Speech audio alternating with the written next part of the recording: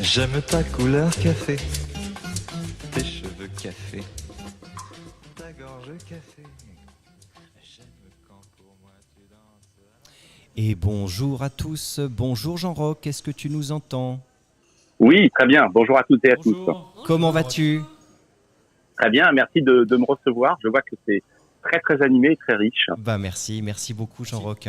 Écoute, tu nous fais le plaisir d'être avec nous pour une interview d'une dizaine de minutes, un petit quart d'heure. Je sais que tu as une contrainte ensuite. Ce que je te propose, tu voulais nous parler aujourd'hui, et je t'en remercie, c'est un sujet important, d'un projet que tu mènes chez Safran depuis maintenant quelques mois sur l'industrialisation de la gestion multimodale. Est-ce qu'avant ça, en quelques secondes, tu peux nous parler de ton parcours, tes math skills éventuellement, comme on dit chez nous, ou les compétences tacites qui t'ont amené à ce type de mission et de responsabilité? Bien sûr, bien, écoutez, encore merci beaucoup pour m'inviter à ce partage. Donc très rapidement, moi j'ai en fait une formation à l'origine et une carrière très ancrée dans la conduite de projets, de programmes, dans le domaine des télécommunications. J'ai pratiquement fait 15 ans dans un beau et grand groupe à l'époque qui s'appelait Alcatel, malheureusement qui a disparu, mais enfin en tout cas c'était un sacré groupe dans les années quand j'y suis rentré 90.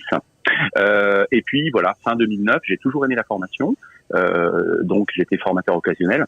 Je rejoins un deuxième grand groupe qui était le groupe Thales, et plus précisément ce qu'on appelait Thales Université à l'époque, au service, je dirais, de la formation et de la transmission des savoirs. Et puis plus récemment, là, au mois d'avril, finalement, en plein confinement, voilà, ce qui n'a pas été simple. À la fin de mon projet, donc pédagogique et digital chez Thales Université, qui s'était terminé en décembre 2019, je rejoins Safran University, qui est une magnifique université, qui est une université en fait du groupe Safran. Nous sommes basés à Villegenis, magnifique parc de Villegenis, donc Massy-Palaiseau, où je dirige en fait le pôle pédagogique et digital de l'université, avec une vraie mission de transformation de notre université, donc qui a démarré depuis début mai, et dont on va parler. Côté math skills, j'ai une vraie passion en fait pour la biodiversité. Oui. C'est un sujet, vous le savez, qui est brûlant aujourd'hui, de très très grande importance. Il y a bien sûr le réchauffement climatique, mais il y a aussi la chute drastique, malheureusement, de la biodiversité. Donc moi, je suis tout particulièrement intéressé par le monde des insectes, qui est une spécialité, on va dire tacite, comme le disait Vincent. Depuis très longtemps. En général, l'entomologie, ce qu'on appelle donc l'entomologie, l'étude des insectes, on plonge généralement très jeune. Enfin, c'est le cas de beaucoup d'entomologistes. Et je travaille sur de très beaux insectes basés principalement en Indonésie, en Papouasie-Nouvelle-Guinée, en Australie, que je connais bien géographiquement. Voilà. Et puis donc au mois de décembre, j'ai eu un vrai privilège, c'est de décrire une nouvelle espèce animale. Il y a encore des espèces à décrire, qui vient des Moluques du Nord, qui est un archipel situé dans la partie nord de l'Indonésie, magnifique coléoptère, donc qui se rajoute à une quarantaine d'espèces dans cette famille de coléoptères. Voilà, donc il vient d'arriver et il est en études scientifiques. Il est propagé dans les Zoological Records à New York. Et puis on commence une recherche pour essayer d'en localiser d'autres, parce qu'on n'a pas l'île. Les Moluques du Nord, si vous regardez, vous verrez que c'est un archipel formé d'innombrables îles. Il y a des milliers d'îles en Indonésie. Donc la nature a créé de belles choses sur chaque île. Il y a des formes localisées qu'on appelle des formes endémiques. Et c'est certainement le cas de ce nouveau coléoptère. Félicitations Jean-Roch, j'avais suivi cette actualité et je n'en parle pas pour rien parce que nos grands professionnels du learning dont tu fais partie aujourd'hui, reconnus sur le marché, ont aussi des compétences tacites qui probablement les inspirent dans leur mission quotidienne. Ce que je te propose maintenant, donc, c'est de faire un focus sur ta dernière grande réalisation chez Safran.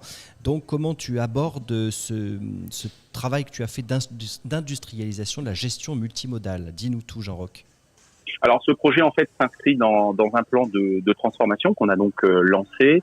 On a eu en fait 3 phases. On a vraiment une phase, comme la plupart de mes collègues ici connectés avec nous, où il a fallu faire face à la crise. Donc on s'est beaucoup mis en ordre de bataille pour proposer par exemple des contenus, des choses pour nos collègues, par exemple au chômage partiel. Il y a eu beaucoup de chômage partiel chez nous.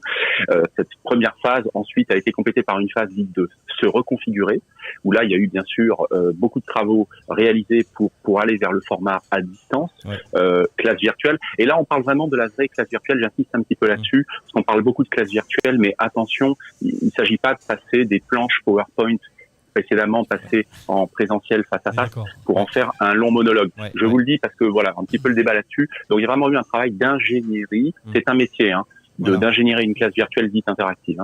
Donc c'était notre phase 2. Et notre phase 3, se transformer, a consisté à partir de l'été à l'écriture d'un plan de transformation qui comprend plusieurs piliers. On a un pilier compétences, très important, nous attend beaucoup là-dessus, la connexion de la formation aux compétences. Un pilier lié à l'apprenant, on le verra tout à l'heure sur le centrage vers l'apprenant. Et puis un pilier plus classique mais très important pour nous, l'entreprise apprenante. L'équivalent d'un Safran enseigne à Safran, très important pour nous, on verra des exemples. Et 2 principes transverses, un principe de digitalisation et un principe lié à l'internationalisation de l'offre. Donc parmi ce plan et ces piliers, en effet, et avant de parler de l'industrialisation du multimodal, qui en fait est le moyen, on voudrait aller et placer ce qu'on appelle chez nous maintenant, et j'avais créé ce concept il y a quelques temps, le voyage d'apprentissage au cœur de la transformation de Safran University. Et c'est la raison pour laquelle on a mis le cap sur l'industrialisation d'un vrai multimodal. Et quand je dis ça, vous l'avez très bien dit tout à l'heure, d'un vrai multimodal, c'est-à-dire ingénieré pour qu'on ait des blocs, des notes de musique consistantes les unes avec les autres.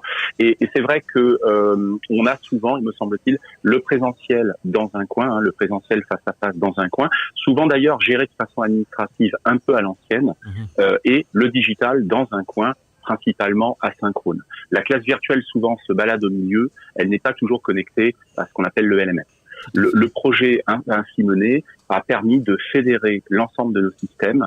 Et, il y en a 2 très importants. Il y a d'un côté un LMS classique qui servira pour la partie amont à toute la prescription, la sélection, la validation du voyage. Et lorsque on sera invité à partir en voyage, on voyagera dans le LXP connecté au LMS, qui lui va gérer le voyage multimodal pluriel, toutes séquences confondues, synchrone, asynchrone, présentiel et distanciel. Voilà l'idée. D'accord.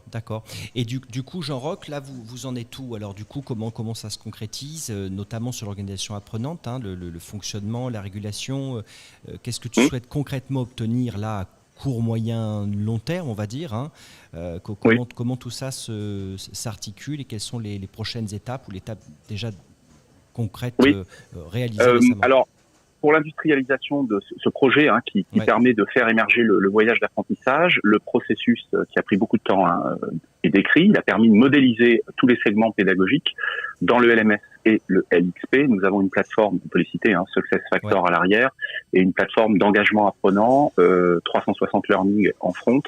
Et vraiment, c'est toute la philosophie de notre approche, c'est d'avoir mis chaque système sur sa spécialité. Le LMS reste à l'arrière pour les choix, les validations, et c'est le LXP qui va porter vraiment l'expérience d'apprentissage. Aujourd'hui, donc, le processus est opérationnel et on est en train de modéliser plus de 300 cours avec le nouveau processus de modélisation. Évidemment, ça va se développer bien sûr dans le temps. Et en termes de travaux très importants actuels, nous avons des travaux également sur la couche sociale, puisque vous savez, si vous créez un parcours multimodal, il y a toujours la problématique d'animation du voyage, qui est pas évidente. Et donc, on porte une attention certaine à ça. Alors, on est gâté parce que notre LXP est extrêmement collaboratif. C'est une caractéristique de 360, ce qui fait qu'on a une plateforme ultra collaborative. On retrouve beaucoup de collègues Safran. Nous en avons 57 000 à bord du LXP, c'est quand même pas mal. Sur combien d'effectifs dans le groupe Safran? Sur à peu près 80 000 collègues. 80 000 collègues à peu près. 70%. Donc aujourd'hui, 85 000 collègues. Donc le portail est pas trop mal installé, on peut le dire. Et nous avons créé, nous lançons un cours découvrir et animer une communauté d'apprenants avec 360 Learning qui va donner les basiques du community management à toutes nos forces d'animation des voyages pour justement tenir, j'allais dire, en haleine l'apprenant bout en bout. Vous savez très bien, les taux de complétion de ces parcours dépendent beaucoup du travail d'animation que l'on peut proposer. Et on voit aussi que c'est bien l'entreprise apprenante qui a une volonté de professionnalisation des hommes et des femmes de l'entreprise. Ce cours va être ouvert à tous les formateurs occasionnels et pas seulement aux formateurs, je dirais, par exemple nos collègues prestataires. Comme on vient de le finir, enfin en tout cas lancé depuis plusieurs mois pour le cours Découvrir et animer la classe virtuelle avec WebEx Training, qui est la solution que nous avons. Et nous avons déjà 250 formateurs et formatrices formés et professionnalisés. Et ça, c'est assez fabuleux parce qu'on le voit pas tout de suite, mais en fait, il y a vraiment une professionnalisation, une nouvelle compétence chez nous qui fait des petits, puisque dans nos sociétés groupes, il y a maintenant en cascade des innovations assez extraordinaires qui vont bien au-delà qui poussent le produit dans ses retranchements, des collègues qui étaient formés parmi les premières cohortes démarrées dès le début mai et qui aujourd'hui innovent et poussent le système. Une illustration, le rétablissement de la formation client chez nos collègues de Safran Hélicoptère, qui ont réussi à créer, ils vont, je pense, vont se présenter une compétition d'innovation là-dessus, le concept du multicaméra à base de WebEx Training pour pouvoir travailler à la fois sur la visualisation classique des supports qu'on a en classe virtuelle, mais aussi sur la visualisation simultanée des équipements, par exemple nos moteurs d'hélicoptère, ce qui permet une double visualisation pour former nos stagiaires, par exemple, depuis la France vers l'étranger. Donc ça, c'est vraiment pour moi l'entreprise apprenante, c'est-à-dire une forme de coéducation ou encore de co-apprentissage. Je lisais hier un excellent article, je vous le conseille, dans le blog de C-Campus de Marc Denery. Je partage complètement avec Marc cette idée de co-apprentissage. C'est une clé énorme. Et on travaille aussi sur d'autres modalités d'implication des salariés. Je pense à l'ACET, les actions de formation en situation de travail, qui constituent aussi une brique du voyage, une brique généralement présentielle, et où on va passer par des accompagnateurs ou accompagnatrices. C'est l'équivalent en fait des compagnons au Moyen-Âge. Simplement, la fête est extrêmement... Voilà. Ce qui est intéressant, c'est que la fête est extrêmement formalisée, modélisée, et c'est d'une immense richesse. C'est basé également sur la notion de référentiel de compétences. Et là, tout à l'heure, je vous l'annonce, voilà, j'ai un collègue qui exécute pour la première fois sa classe virtuelle, et je vais observer et compléter sa grille de compétences à 7. À 14h justement, dans quelques minutes. D'accord. Voilà. Merci Jean-Roch. J'ai une autre question, alors à moins que tu aies des précisions ou des exemples supplémentaires sur ce travail chez Safran. C'est un secret pour personne, tu participes activement au groupe des Learning Activists, vous êtes une vingtaine de très grandes entreprises, direction formation. Les initiatives que vous menez chez Safran aujourd'hui se positionnent comment ? Est-ce que tu observes d'autres belles initiatives dans ce groupe des Learning Activists ? Est-ce que tout le monde il y a une dynamique sans précédent, exceptionnelle même, collaborative, liée à cette crise qui est à la fois terrifiante et en même temps d'un point de vue levier de transformation d'exception. Donc l'ensemble des groupes qui sont dans ce club ont tous fait 1000 choses et ont vu arriver une accélération sans précédent de la brique digitale. Maintenant, évidemment, la brique digitale ne fait pas tout, loin s'en faut, et c'est pour ça qu'on va, nous, mais beaucoup vont là-dessus aussi, vers vraiment le voyage d'apprentissage pluriel. Ce qui est intéressant, c'est que le palier, la modalité à distance synchrone, dite classe virtuelle, maintenant, s'est installée dans le paysage, et je pense qu'elle va prendre une place dans les ingrédients, je dirais, de la recette de cuisine, de la pédagogie. Une place, mais parmi d'autres. Pour moi, elle ne doit pas être exclusive dans le voyage. D'accord. Donc plutôt optimiste pour notre année 2021, j'imagine, pour notre... Alors évidemment, l'année 2021, disons que l'année 2021 va soutenir encore, bien sûr, le maintien à un certain temps du à distance, mais on peut déjà se projeter, et moi j'encourage mes collègues à se projeter déjà en matière de vision et de stratégie sur l'étape suivante. Ça marche. Écoute, merci beaucoup Jean-Roch. Je retiens quand même deux points importants. C'est que notre métier se professionnalise, tu l'as très bien dit et décrit. C'est un point important. Et j'ai entendu l'histoire du compagnonnage et la feste qui fait bien le lien avec le billet d'introduction. Comme quoi nous sortons peut-être d'une époque certes moyenâgeuse et rentrons dans la Renaissance, mais en utilisant des pratiques qui finalement existaient dans beaucoup d'autres ères de notre notre monde et notre histoire. Mais merci beaucoup, Jean-Roch. On te laisse à ta Merci classe beaucoup. virtuelle. Merci beaucoup. À très bientôt. Merci de ton témoignage. Merci. Au revoir. Au revoir. Oui, merci beaucoup, merci Vincent, merci à ton invité. On est aussi devenu maintenant incollable sur les îles Moluques et sur les nouvelles races de coléoptères.